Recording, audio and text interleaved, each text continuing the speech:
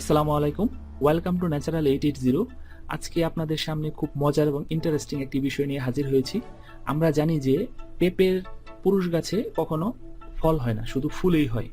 যখন ফুল আসে তখন আমরা বুঝতে পারি যে এটা গাছটা পুরুষ না মহিলা। সাধারণত মহিলা পেঁপে গাছে ফল হয় এবং পুরুষ পেঁপে গাছে শুধু ফুলই হয়।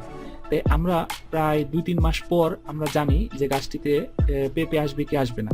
তখন এটা আমাদের প্ল্যানিং সময় অনেক কিছুই নষ্ট হয়। এই ভিডিওতেই আমরা দেখে নেব কিভাবে 99% মহিলা বীজ সংগ্রহ করতে পারবেন এবং বীজ কিভাবে সংগ্রহ করে কিভাবে সংরক্ষণ করতে হয় এবং কিভাবে আপনি সঠিক পদ্ধতিতে এটা সংরক্ষণ করে অথবা কিভাবে এটা চারা বপন করবেন, বিস্তারিত থাকছে এই ভিডিওতে।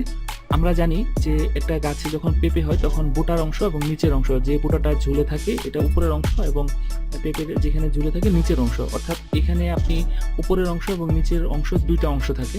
তাই আমরা প্রথমে জেনে নিই আমরা পেঁপেটা কিভাবে কাটবো। একটা উন্নত ভালো জাতের পেঁপে যেটা আপনি সংগ্রহ করা যায় এবং আপনার প্ল্যানিং অনুযায়ী বিভিন্ন জাত আছে, আপনি যদি পছন্দ চাহিদা অনুযায়ী আপনি বিভিন্ন ধরনের পেঁপে আছে, আপনি যদি ছাদে করতে চান তাহলে বেটি পদ্ধতি কিছু হাইব্রিড পেঁপে আছে যেগুলো গাছে আপনার 5 ফিট 3 ফিটের মধ্যেই আপনার পেঁপে ধরে যাবে। আবার কিছু কিছু পেঁপে আছে আপনার সাইজে পাহাড়ি পেঁপে, কিছু অনেক বড় হয়। আবার মাটি অনুযায়ী অনেক পেঁপে ভালো খারাপ হয়, যেমন সাভার মানিকগঞ্জের অনেক পেঁপে আছে যেটা হয় এটা আবার অন্য অন্য এলাকায় হয় না। আবার পাহাড়ি এলাকায় যে পেঁপেগুলো হয় এটা আবার অন্য অন্য এলাকায় হয় না।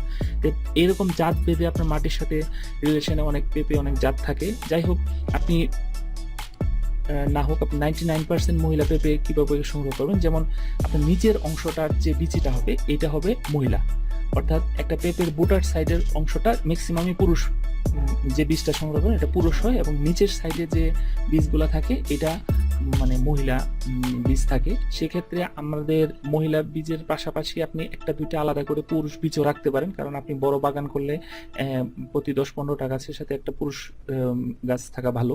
সো আপনি ওই নিচের অংশটুকু যে তার থাকে এইটার থেকে আপনি বীজটা সংগ্রহ করবেন এবং বীজটা সংগ্রহ করার পর আপনি একটা এই যে এরকম একটা বাটিতে রেখে, আমি এখানে অল্প করে সংগ্রহ করে দেখাচ্ছি, আপনাদের যখন বেশি প্রয়োজন হবে আপনারা বেশি করে নেবেন, আমি জাস্ট বেসিক জিনিসটা দেখাই দিচ্ছি।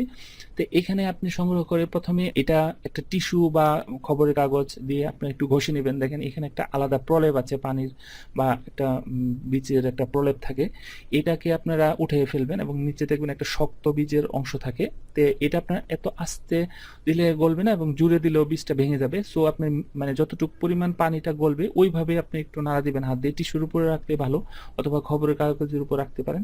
পানির যে অংশটা এটা সাধারণত যতটুকু ইচ্ছা পরিষ্কার করে আপনি এটা 1 দিন বা 2 দিন রৌদ্রে দিবেন। রৌদ্রে দেওয়ার পর দেখবেন বীজটা অনেক ঝরঝরা হয়ে গেছে এবং শক্ত হয়ে গেছে। এই শক্ত অবস্থায় আপনি মানে একটা টিস্যুতে রেখে আর্দ্রতা মেনটেন করে আপনি 1 বছর 2 বছর রাখতে পারেন, অথবা আপনি সঙ্গে সঙ্গেও চারা জন্য তৈরি করতে পারেন, বীজ বপন করতে পারবেন। আপনি বীজ বপন করতে হলে আপনি যদি বাসা বাড়িতে বা ছাদে করেন তাহলে আপনি ছোট এরকম একটি প্যাকেট নিয়ে বা এরকম একটি মগ নিয়ে আপনি এটার উপরে নরম মাটি, যেটা আপনার উর্বর মাটি বা জৈব মিশ্রিত মাটি নিয়ে বা একটু ছাই দিবেন। সেক্ষেত্রে আমি সাধারণত কীটনাশক বা অন্য ধরনের রাসায়নিক জিনিসগুলো সম্পূর্ণ অ্যাভয়েড করি এবং আমার চ্যানেলে দেখবেন কোথাও রাসায়নিক জিনিস ব্যবহার করে ওরকম কোনো কাজ আমি আসলে পছন্দ করি না। সেক্ষেত্রে আমার এর বিকল্প হিসেবে বেস্ট যেটা হয়, যেমন ছাইটা দিলে আপনার অন্য অন্য ইনফেকশন হয় না। এবং আমি আরেকটা জিনিস বলি, যেমন আমি যখন মাটি তৈরি করি তখন এটাতে এই নিম পাতাটা ব্যবহার করি মাটির সাথে, তাহলে অনেক কিছু থেকেই আপনার রক্ষা পাওয়া যায়। এই নিম পাতার সাথে সাধারণত উপরে ছাইটা দিলে অন্যান্য পোকা কিরা এগুলো সাধারণত অ্যাটাক করে না। তাই সেক্ষেত্রে আপনি একটু ছাই ব্যবহার করলেই এনাফ। আপনি রাসায়নিক জিনিস থেকে 100 হাত দূরে থাকবেন সাধারণত যদি নিজস্বভাবে করতে চান, আর ব্যবসায়িকভাবে করলে সেটা অন্য জিনিস। যাই হোক, আপনি এরকম ছোট বাটিতে লাগানোর পর আপনার প্রায় 10-15 দিনের মধ্যে আপনার পেঁপে গাছ অঙ্কুরোদ্গম হয়ে যাবে। তো এভাবেই আপনারা পেঁপে সংগ্রহ করতে পারবেন এবং পেঁপের যে অংশটা অর্থাৎ মহিলা এবং পুরুষ, এটা সাধারণত নিচের অংশটা মহিলা হয় এবং উপরের অংশটা পুরুষ হয়। তবু আপনাদের যদি কোনো মতামত বা বৈজ্ঞানিক আরো উন্নত কোনো আপনাদের জানা থাকে অবশ্যই কমেন্টসের মাধ্যমে জানাবেন। এই ভিডিওটি যদি আপনাদের ভালো লাগে, পরবর্তী ভিডিও দেখার জন্য অবশ্যই সাবস্ক্রাইব করে আমাদের সাথে থাকুন এবং আপনাদের মতামত, আপনাদের মূল্যবান মতামত এবং ভুল যদি থাকে অবশ্যই জানাবেন। কমেন্টস করার জন্য অগ্রিম ধন্যবাদ। Thank you for watching.